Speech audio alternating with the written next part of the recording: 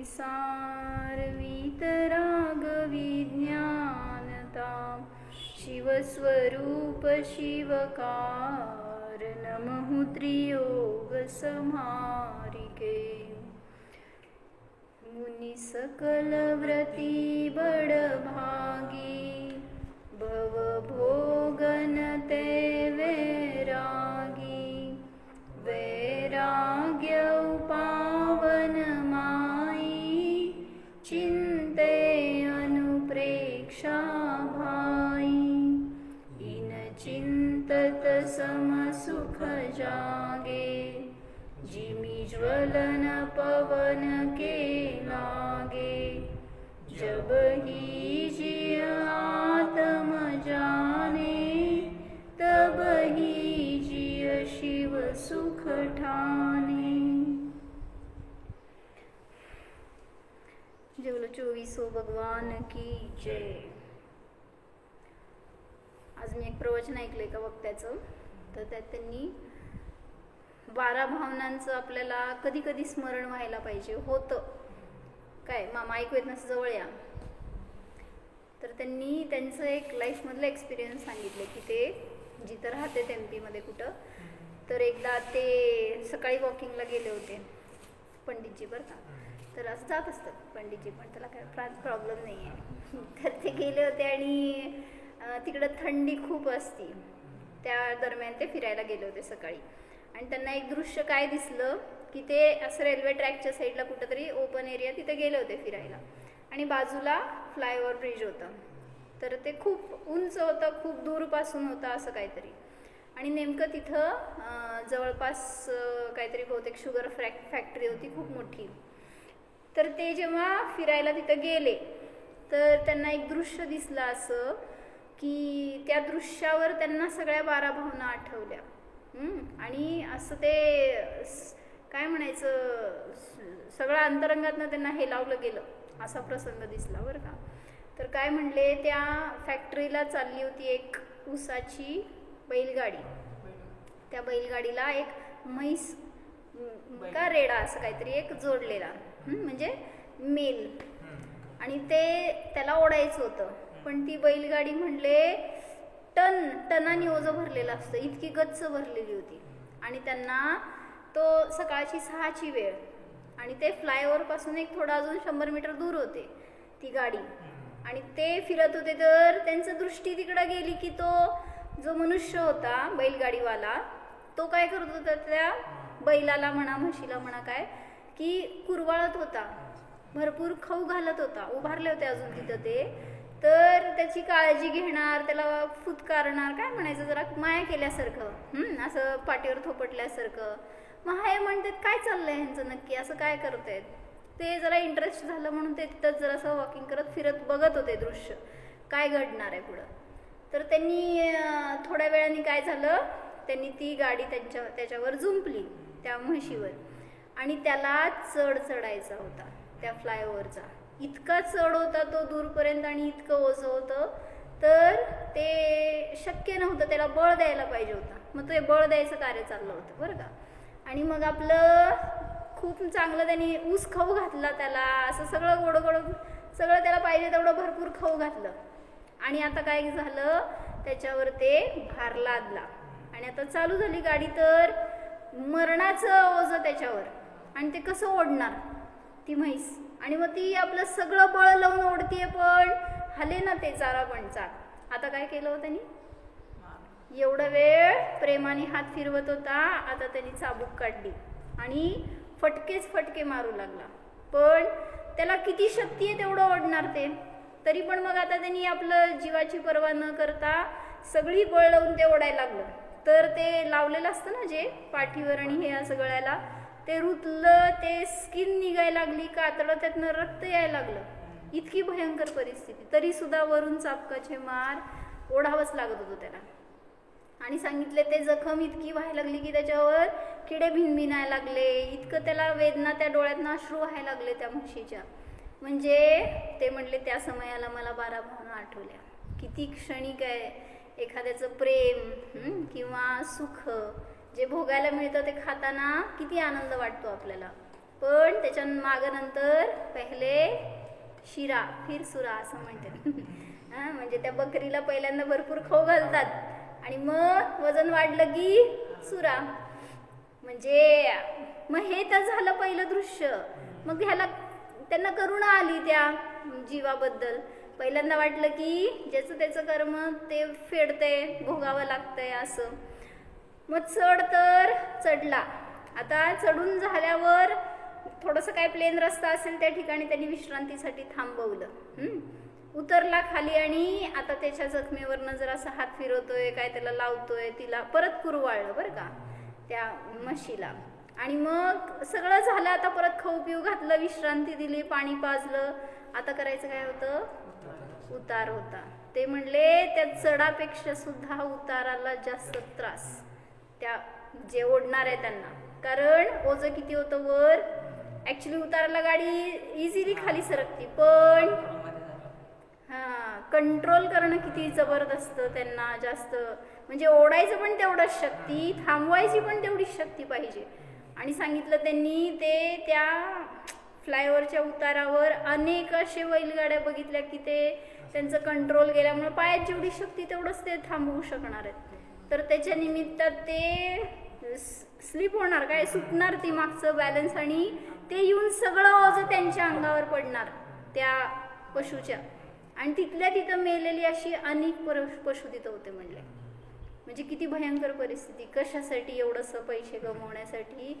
एखाद्या जीवाला किती त्रास. कुठल्या कुठल्या भावना सांगायच्या मध्ये अनित्य भावना आहे. कोणाला शरण जावं त्या पशुनी. इतकं भयंकर परिस्थिती असताना ते मालकच त्याला जर असं टॉर्चर करतोय तर कोणाला शरण जाणार? अशरण भावना, संसार भावना. कुठं अनेक ठिकाणी फिरून फिरून आलोय आणि असल्या गतीला येऊन पण पुन्हा काय म्हणलं ते भारवहन, हिमा, तपत्रास सगळं झालं ना पहिल्या ढालीमध्ये. सगळं दुःख तिर्यंच्या गतीमध्ये सहन करावं लागतं.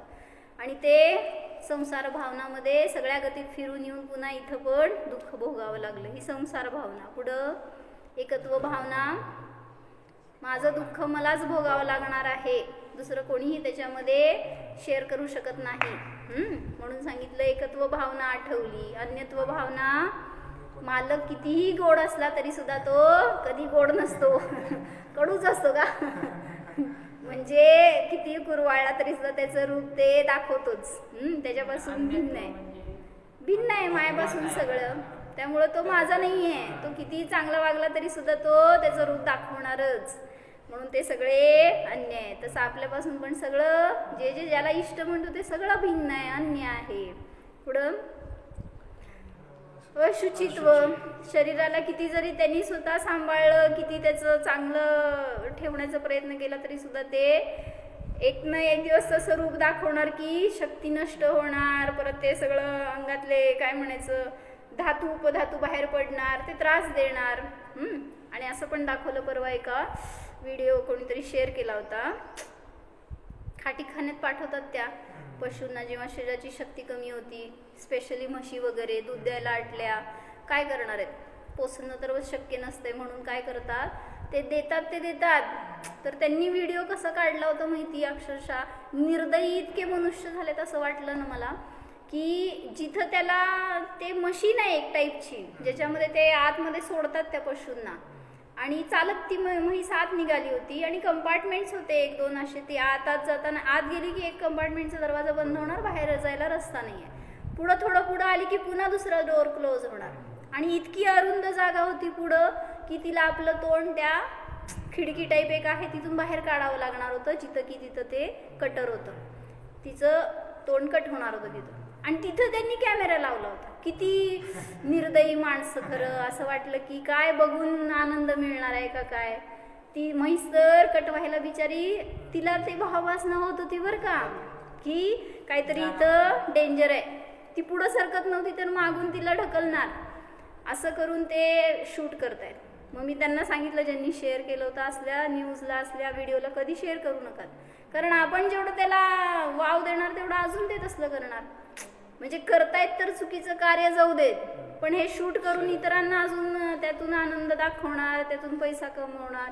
किती आजकाल परिस्थिती खराब आहे. अशुचित्व भावना. पुढं आसरव भावना, किती क्लेश झाले असणार त्या म्हशीला जेव्हा ते चढतीये उतरतीये, आपल्या जीवाचं आक्रांताने रडली असणार आहे अंतरंगातून ती. तर आसरव भावना. पुढं संवर भावना, म्हणजे झालं असेल स्थितीकरण स्वतःचं, तर या दुःखातनं मला बाहेर कोणी काढू शकणार नाही, मी जाणणार आहे असं जाणलं तर संवर भावना होणार, निर्जरा होणार. पुढं लोक भावनामध्ये सगळीकडे फिरून आला तर कुठं जायचं नाहीये, कुणाच्या अधीन राहायचं नाहीये. 3 लोकात सगळे मी भूमी बघून आलो, सगळीकडे स्पर्श करून जन्ममरण करून आलो, आता कुठं जाण्याचे भाव नको. बोधी दुर्लभ भावना, दुर्लभतेने मिळालाय हा जन्म मनुष्य, तर त्याच्यातून म्हणजे त्या पशुचं हाल बघून आपल्याला आपल्या पर्यायाची किंमत कळायला पाहिजे. इतकी दुर्लभतेने आपल्याला असं मिळालेलं भाग्य आहे आपलं, त्याच्यासाठी धर्ममार्गाला लागलं पाहिजे. आणि धर्मभावना, धर्म सांगतो काय, वस्तूचा स्वभाव समजून घेणं आवश्यक आहे. असं आपल्याला पण प्रत्येक समयामध्ये कुठल्या घटनांमध्ये हे 12 भावनांचं चिंतन होऊ शकतं. कोणी वारलं घरामध्ये, काय संकट आलं, काय धन गेलं, चोरी झाली, सगळीकडे 12 भावनांचं चिंतन लागू शकतं. फक्त तशी आपल्याला दृष्टी असायला पाहिजे. चला, तर जयचंदजी छाबडाजींचे बघत होतो आपण, एकदा म्हणू. द्रव्य रूप करी सर्वथिर, परजय थिर है कौन, द्रव्य दृष्टिया पालखो, परजय नय करी गौन, शुद्धात्म रूपंच गुरु, जग में सरनो दोय, मोह उदय जिय के वृथा, आन कल्पना होय, परद्रव्य न ते प्रीति जो, हे संसार बोध, ताको फल गति चार में, भ्रमण कहो श्रुत शोध, परमार्थ ते आत्मा, एक रूप ही जोय, मोह निमित्त विकल्प घने, तीन नासे शिव होय, अपने अपने सत्व गुण, सर्व वस्तु विलसाय, ऐसे चितवे जीव तब, परते ममतन थाय. कुठपर्यंत आलो? अपने अपने सत्वकू सर्व वस्तू विलसाय, आपल्या आपल्या सत्वामध्ये सर्व वस्तू राहतात. सत्व म्हणजे स्वभावामध्ये, प्रत्येक द्रव्य आपल्या आपल्या स्वभावामध्ये राहतात. ऐसे चितवे जीव तब, असं जेव्हा जीवाला समजेल, जाणेल, चेतेल, तेव्हा जीव परते ममतन थाय, परापासून परामध्ये ममत्व राहणार नाही. कोणाचं? त्याचं. ज्याला हे कळलं त्याचं. तर मला कळलं तर मला सुद्धा त्याच्यापासून ममत्व होणार नाही. कुठली भावना आहे?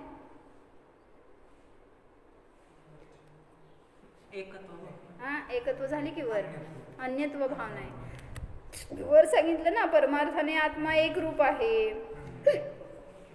आता इथं सर्व द्रव्यापासून भिन्न आहे. मग परामध्ये एकत्व का करायला जाता?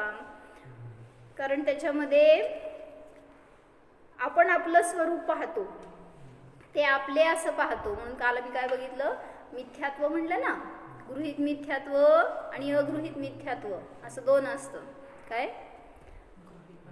अगृहीत म्हणजे कोणी न शिकवता आपण शिकलो ते अगृहीत मिथ्यात्व, आणि गृहीत मिथ्यात्व म्हणजे जे शिकवलं कोणीतरी.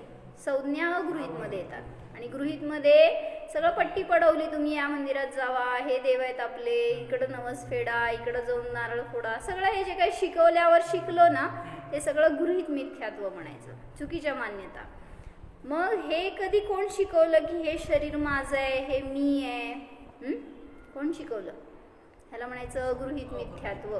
म्हणजे देवाविषयी जे काय मॅक्झिमम जे काय शिकवलं गेलं ते गृहीत मिथ्यात्व, आणि हे न शिकवता जे ममत्वाचे परिणाम झाले त्याला म्हणायचं अगृहीत मिथ्यात्व. मग त्याच्यामध्ये येतात 4 संज्ञा. कशाला म्हणतात म्हणले संज्ञा? मागच्या वेळी सांगितलं. जीवाला या भवात आणि पुढच्या भवात भवाभवात दारुण दुःख देतात, त्याला संज्ञा म्हणतात. कुठल्या संज्ञा? 4. आहार, भय, मैथून आणि परिग्रह. ह्या 4 संज्ञा आहेत. तर या संज्ञांच्या आहारी जाणारा जीव नियमाने दुःखाला प्राप्त होतो. म्हणून अन्यत्व भावना सांगतायत. जेव्हा जीवाला स्वभाव समजला प्रत्येक वस्तूचा तर ममत्व राहत नाही. उदाहरण सांग. अपने अपने सत्व को सर्व वस्तू विलसाय. कुठलीही वस्तू आपल्या स्वभावाला सोडत नाही, आपल्या स्वभावातच राहते, सत्वामध्येच राहते. असं जेव्हा जीवाला समजेल तेव्हा परापासून ममत्व राहणार नाही. उदाहरण सांग.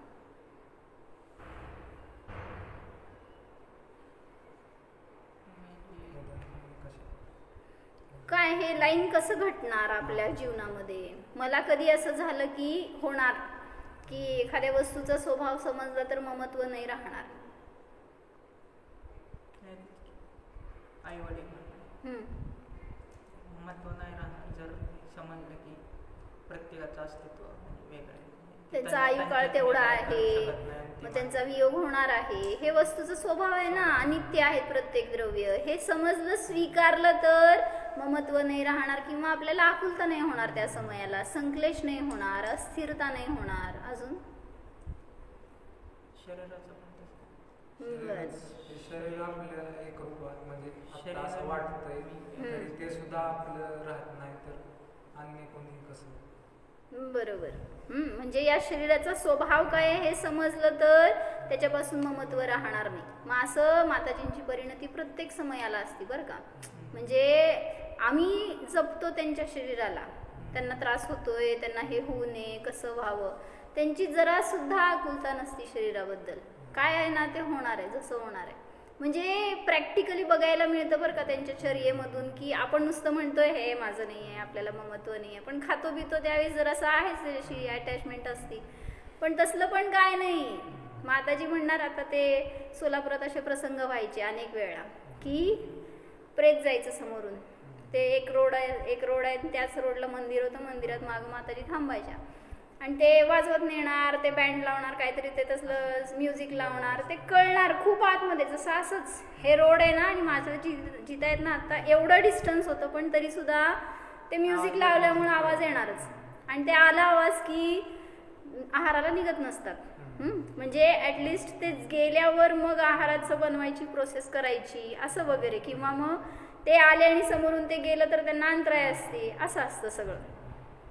आणि नेमकं सारखं असं व्हायचं, एकदा नाही दोनदा नाही. दिशेला म्हणून ते बाहेर जायचे कुठं तर तिथं बोर्ड लिहिलेले असायचे, आज ह्यांचं दुःखद निधन झालेलं आहे, 11 वाजता नेणार आहे. झाला मग 11 वाजेपर्यंत सगळं बंद. म्हणजे करायचं पण नाही आपण जर त्या एरियामध्ये चौका असेल तर. असं ते सगळे रूल्स असतात. मग आम्हाला टेन्शन की इतकं उशीर झालाय, कसं होणार आहे, आम्हाला लवकर व्हायला पाहिजे, चांगलं व्हायला पाहिजे, निरंतराय व्हायला पाहिजे. पण ते इतके निर्विकल्पना व्हायचं, चालायचं काय त्याच्यामध्ये. म्हणजे अशी धडपड आमची असायची, पण त्यांना त्याच्याबद्दल या शरीराची ज्याला म्हणतात ना जातीवंत वैराग्य काय आहे ते त्यांच्याकडे बघायला मिळतं. म्हणून म्हणलं की त्यागीच्या सहवासात राहतो ना, थोडा वेळ जरी आलात 5 मिनिटं तरी संस्कार हे करून घ्यायचे आपण त्यांच्याकडून. ते जितकं निर्विकल्प राहतात ना, सगळ्या शरीरापासून, त्या सगळ्या संयोगापासून, जे काही त्यांना उदय येत आहेत त्याच्यापासून जितकं ते अटॅच नसतात तितकं त्यांची अजून दृढता वाढत जाते अंतरंगातून. आणि ते आपल्याला शिकायला इतरांकडून मिळत नाही, मोहीकडून, निर्मोहीकडून मिळतं. तर म्हणजे मला काय सांगायचं होतं की आम्ही धडपडायचो कशासाठी, आम्हाच्या रोडनी जाणार ना तिथे जाऊन आम्ही पहिल्यांदा बघणार कुठं बोर्ड आहे का. कारण असं लई कळायचं नाही की कुठं तरी दुसरीकडं 4 रस्ते पुढं वगैरे प्रेत असेल तर त्याचा काही संबंध नसायचा आमचा. पण ते जाऊन ह्यांनी वाचले की त्यांना दोष असतो, मग ते पाळावं लागतं त्यांना. मग आम्ही जाऊन पहिला ते काहीतरी काड्या करायचं, ते बोर्ड तर उलटा, ते पुसा, किंवा मग त्यांना लवकर न्या ॲटलिस्ट आपण असं रिक्वेस्ट करणार बरं का जाऊन, त्यांचं जशी परिणती शेवटी. तर इतकं त्या मला सांगायचं होतं की शरीराशी ममत्व ज्याचं नसतं ना त्याला चिंता नसते त्याची. कधीही जाईल, कसंही जाईल, काय रोग होईल, दुःख होईल. इवन हर्षा काकी होत्या नातेपुतेच्या माहिती आहे, प्रतिमाधारी, आणि त्यांना कॅन्सर झाला होता आणि शेवटला ते औषधं पण त्यांनी घेतली नाहीत, रेडिएशन्स घेतले नाहीत, तर हिंसा होते त्याच्यातून. म्हणून मग शेवटी जेव्हा संलेखना चालू होती तेव्हा पण आम्ही गेलो त्यांच्या सहवासामध्ये. संबोधन करणं ॲक्च्युली आपला अधिकार नाही आहे, ते मोठे होते आपल्यापेक्षा, पण काय असं आम्ही वाचून दाखवायला वगैरे गेलो होतो. तर त्यांच्यासुद्धा परिणामांमध्ये असं बघितलं आम्ही की इतकी निश्चल साधना होती ना, खूप वेदना होत्या शरीरामध्ये, नाही असं नाही, कॅन्सर लास्ट स्टेजचा आणि मरायची समोर कंडिशन आहे. त्यावेळेस काय त्या जीवाला वेदना नसणार का, पण इतकी त्यांची पण परिणती सहज सरळ ना, मला ह्याच्या पुढं कुठलाही आता, म्हणजे ते म्हणत होते मी ज्या नियमात आहे ना त्याचं मला नीट पालन करायचं आहे, ह्याच्या पुढं अजून मी नियम घेऊन त्यात दोष लावायचे नाही आहेत. आणि मला एक महाराज शरण आहे, नीरसागर महाराजांचा फोटो समोर लावला होता, म्हणले महाराजांचं सगळं मी अंत बघितलंय, त्यांच्या समान मला साधायचंय, म्हणजे जे काय होईल ते शरीरामध्ये मला माझा उपयोग सांभाळायचा आहे. असं ज्याचं निर्मोहता प्रगटली ज्ञानातून त्याला अन्यत्व भावना सहज समजते. मग तसं आपल्याला पण संस्कार करायचे आहेत आपल्यावर, शरीरापासून वेगळं आहे मी, हे रात्रंदिवस बिंबवा ना आपल्यावर, तोडायचं नाही आहे लगेच, ह्याला काही सोडायचं नाही आहे, खाणं पिणं तोडायचं नाही, काय नाही.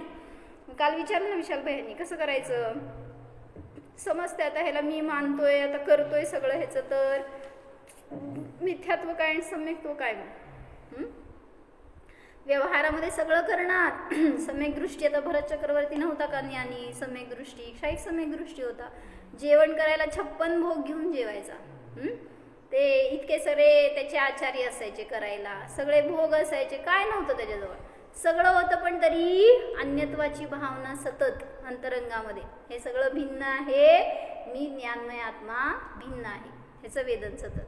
मग तसं आपल्याला पण सगळ्यामध्ये राहा, पण सगळ्यापासून भिन्नता जाणीवेत ठेवा, श्रद्धेत ठेवा.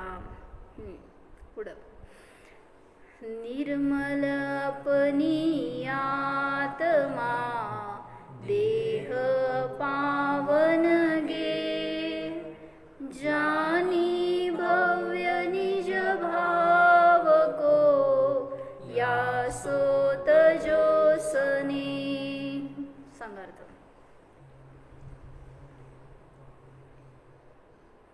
आपली आत्मा निर्मळ आहे, देह अपावन म्हणजे मलिन, पावन म्हणजे पवित्र, अपावन म्हणजे अपवित्र. मग देह कसा आहे, गेह म्हणजे गृह, अपवित्र गृह आहे ज्याच्यामध्ये आत्मा निर्मळ आहे.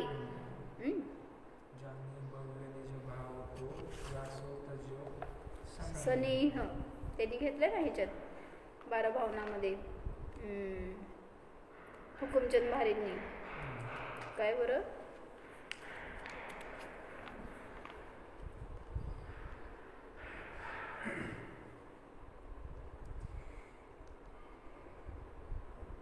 जिस देह में अनुराग है एकत्व है, जिस देह में क्षण एक भी सोचा कभी, क्या क्या भरा उस देह में, क्या क्या भरा उस देह में, अनुराग है जिस देह में, उस देह का क्या रूप है, आत्म रहे जिस देह में. ज्या देहामध्ये आत्म राहतोय त्याचं काय रूप आहे हे आपण विचार करत नाही, म्हणून त्याच्याशी प्रीती वाटते, म्हणून ते सोडू वाटत नाही.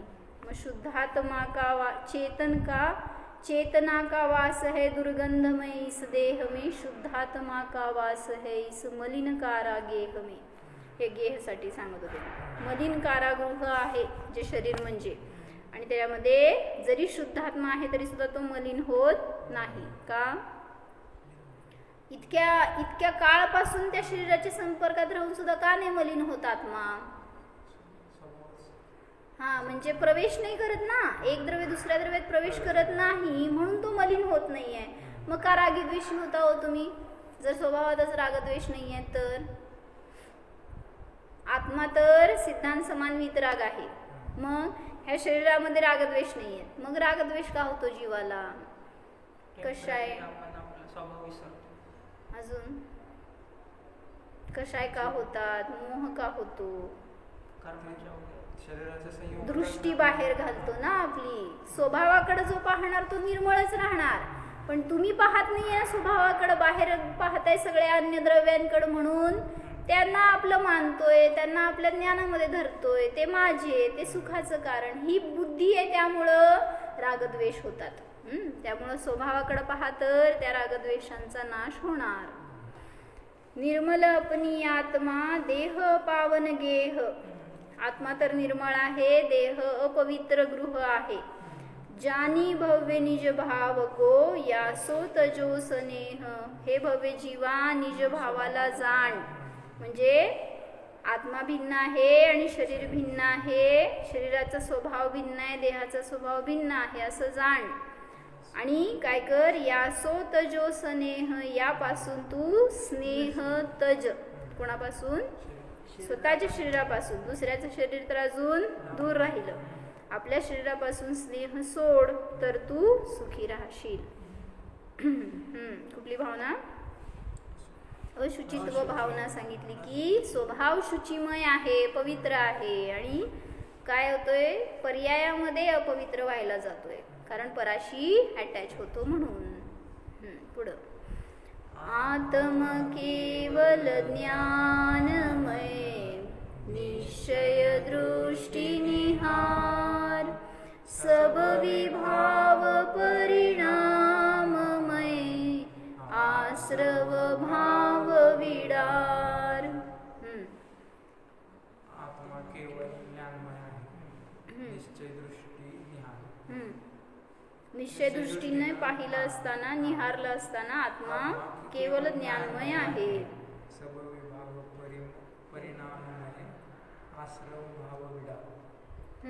सगळे विभावाचे परिणाम म्हणजे आश्रव भाव आहेत. हा, त्याला सोड म्हण. विडार म्हणजे काय, त्याचा नाश कर, सोड. जे काय विभाव भाव आहेत, परिणाम आहेत, ते आश्रवाला कारण आहे, तेच आश्रव भाव आहे. त्याला सोड किंवा त्यापासून मुक्त हो, दूर हो. आत्मा केवळ ज्ञानमय आहे. त्याच्याकडे पाहिलं असताना बहिरंगामध्ये ह्या विभावांपासून मुक्ती होते. त्या विभावांना सोडायचंय, एक एक कर्माला नष्ट करायचंय, असं पुरुषार्थ करून नाही चालायचं. काय, पहिला भावाला सोडायचं, मग बहिणीला सोडायचं, मग आईला सोडायचं, मग कधी सुटणार आहे हो? पहिला कधी सुटणार? कोणाला सोडायचं पहिला? बायकोला. सगळ्यात मोठं मूळ कुठं आहे ते? त्या बाह्य वस्तूला नाही, त्याचं जो काय म्हणायचं, बायको म्हणले ना मी, भाव बायकोला सोडायचं. द्रव्य बायकोला सोडा, नाही सोडा. काय मामा, ती माझी आहे, हे परिणाम आहेत ना, ह्याला सोडा तर सुखी जगू शकता. जसं राम लक्ष्मण, राम आणि सीता सम्यक दृष्टी होते, मग राहिले ना एकत्र. मग राम जेव्हा दीक्षा घेतले तेव्हा सुटली की नाही सीता अंतरंगातून, बहिरंगातून पण सुटली सहजतेने. म्हणजे सम्यक दर्शन झालं, तिथंच त्या भावाला घात पडला, माझं आहे ते सुखाचं कारण आहे वगैरे. मग त्या एकत्वाला सोडा परिणामातून, हे माझं आहे, तर तिथं बहिरंगामध्ये सहजतेने आश्रव भाव थांबणार. हे विभाव परिणामच आपल्याला आश्रवाला कारण आहे. आश्रव म्हणजे आपण काय करतोय आता? आश्रव करतोय का नाही करत? काय करतोय सांग? आत्ता जे काय परिणाम करतोय हे सुद्धा शुभ आश्रवच आहेत, म्हणून हे सुद्धा हे आहेत. वाटतं का तसं? हे शास्त्र वाचणं हे आहे, मॅच देखणं बघणं उपादेय आहे. ते कुठले आश्रव? अशुभ आश्रव. मग त्याच्यापासून तर वाचलो, हे शुभ आश्रव आहेत. पण शुभ आश्रव सुद्धा उपादेय नाहीत, शुभ भाव सुद्धा सोडायलाच पाहिजेत. म्हणून आता इथून वर सुटल्यावर 1 तासभर ध्यान करायचं. शुद्ध भाव करायचे. मग शुद्ध भाव कुठं होणार? घरी गेल्यावर कधीच होणार नाही.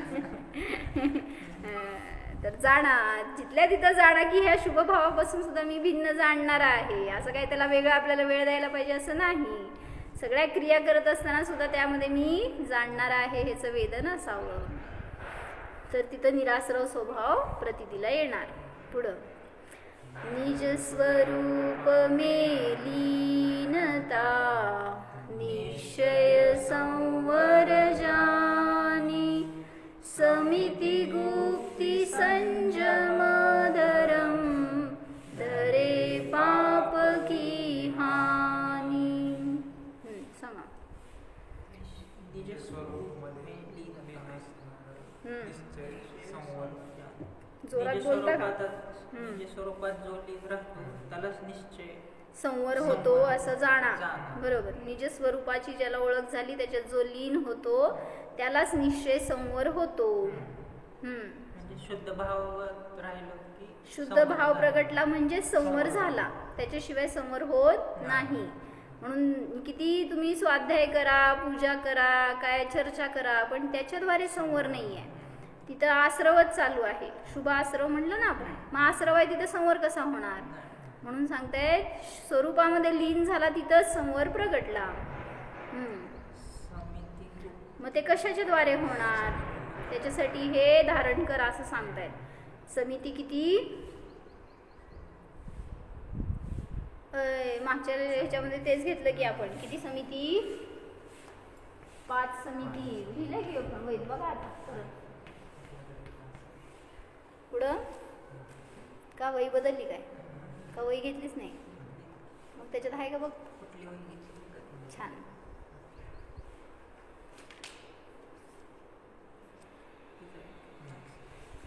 समिती गुप्ती संयम धरम. समिती किती आहेत? 5. पटापटा सांगा नाव.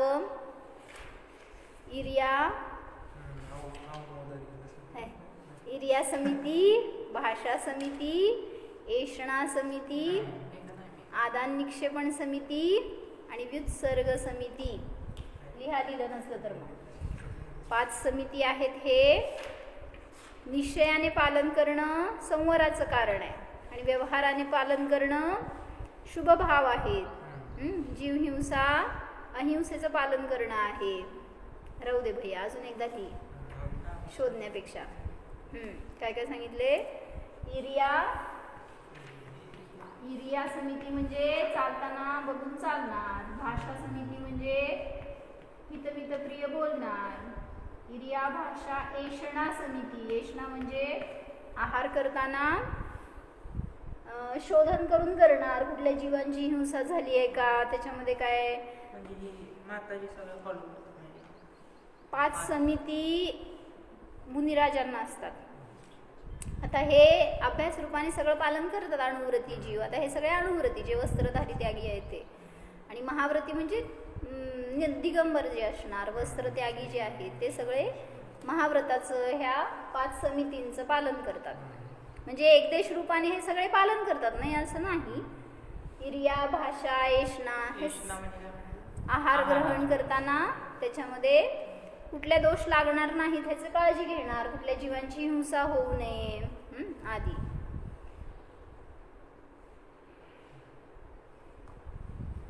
पुढं इरिया भाषा ऐषणा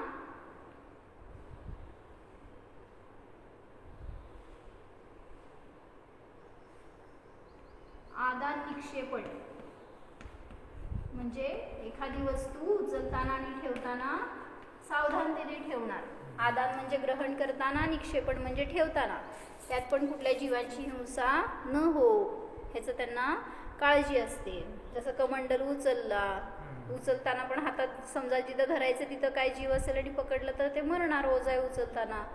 ठेवताना कुठंतरी वर ठेवलं कप्प्यामध्ये, तिथं काहीतरी जीव असेल तर दिसणार नाही, मग ते प्रमार्जन करून वापरणार, ठेवणार, हे सगळं फॉलो करणार. हे क्षुल्लक क्षुल्लिका ऐलक वगैरे हे सगळे. पण ते व्रतरूपाने जेव्हा 28 मूलगुण सांगणार त्यावेळेस त्याच्यामध्ये हे 5 महाव्रत 5 समिती वगैरे त्यात येतात. आदान निक्षेपण आणि व्युत्सर्ग म्हणजे जेव्हा शरीराचा मल सोडणार त्यावेळेस पण कुठल्या जीवांची हिंसा न हो ह्याची काळजी असणार. 5 समिती. 3 गुप्ती कुठल्या? मन गुप्ती, वचन गुप्ती आणि काय गुप्ती. तर या 3 गुप्तींचं पण पालन करणार. म्हणजे आता हे बहिरंगामध्ये चर्या क्रिया करणं वेगळं आणि स्वभावाला विषय करून मनरहित आहे मी, निर्मनस्क स्वरूप आहे हे जाणणं ही मनोगुप्ती. वचनगुप्ती म्हणजे बोलणारा नाही आहे, हितमित प्रिय बोलायचं पण प्रश्न नाही आहे, असं मी वचनरहित शब्द स्वरूप आहे जाणणं वचनगुप्ती.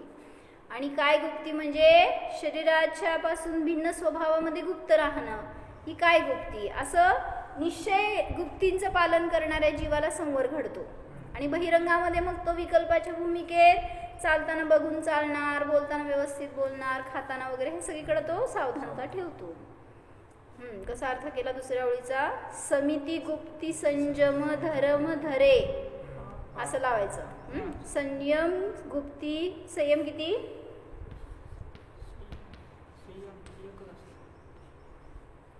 आता संयम म्हणजे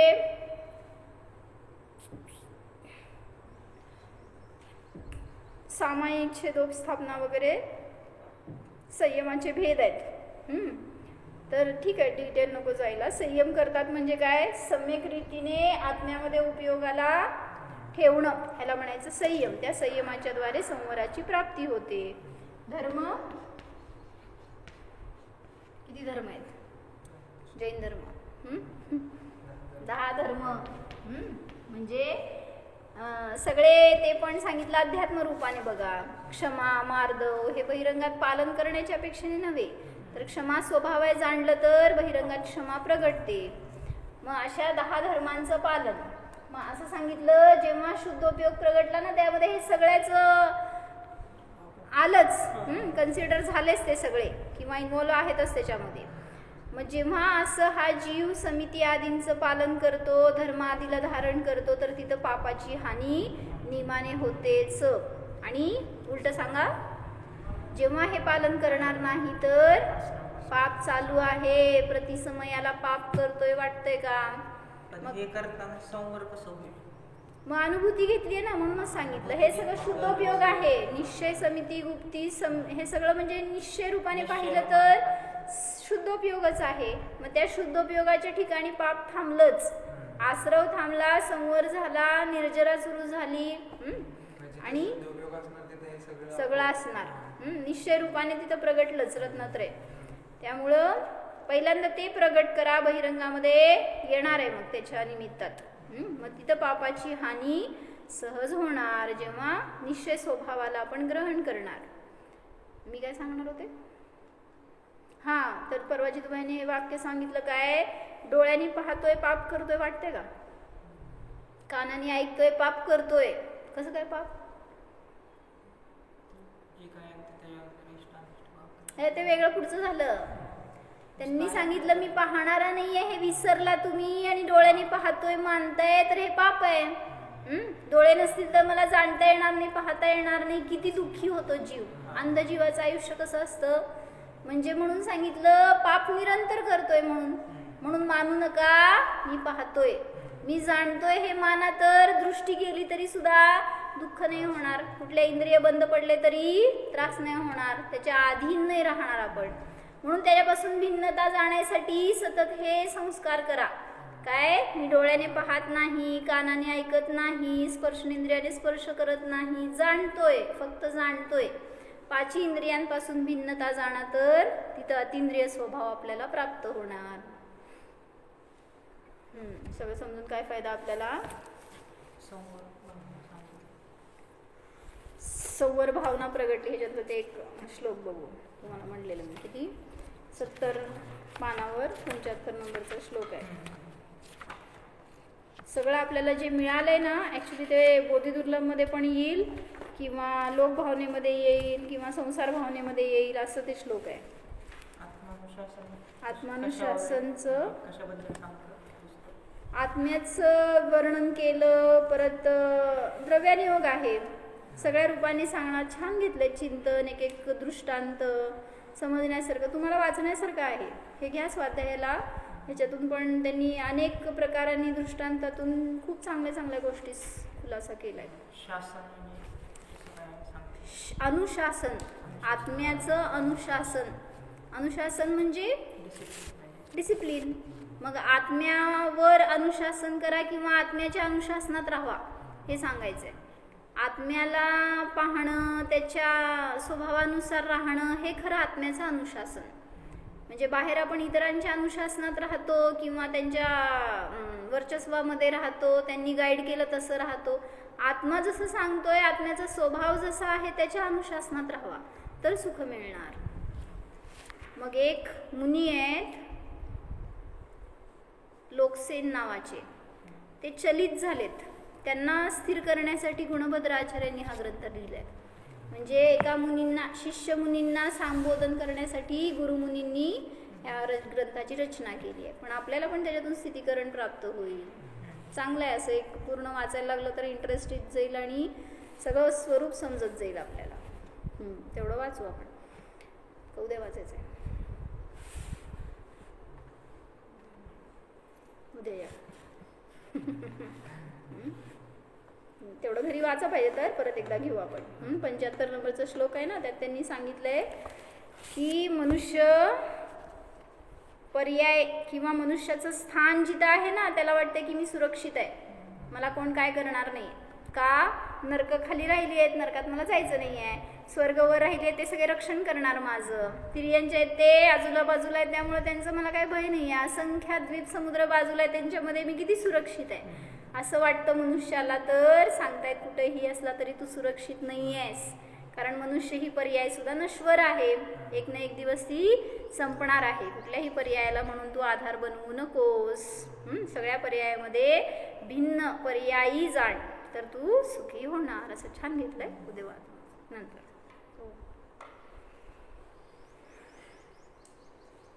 जाणा निर्मल अपनी आत्मा, देह पावन गे. पहा, अपावन गेह रूप हा देह मी नाहीच. या देहाची अपवित्रता माझ्यामध्ये नाहीच. अस्पर्शी जाणा स्वतःला, देहापासून सर्वथा भिन्न जाणा. देहाचे रोग आत्म्यामध्ये नाहीतच. देह नश्वर आहे, मी तर चेतनात्मा अविनश्वर आहे.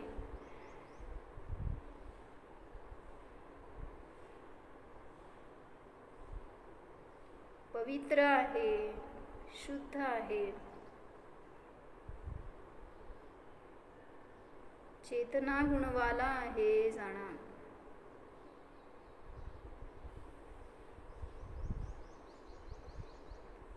उत्तम संयम धर्म स्वरूपोहम.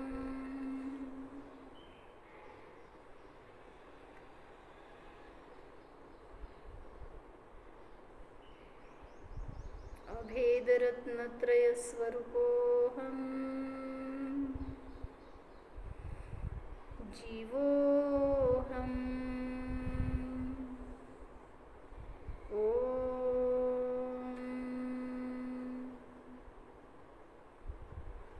विसर्जन.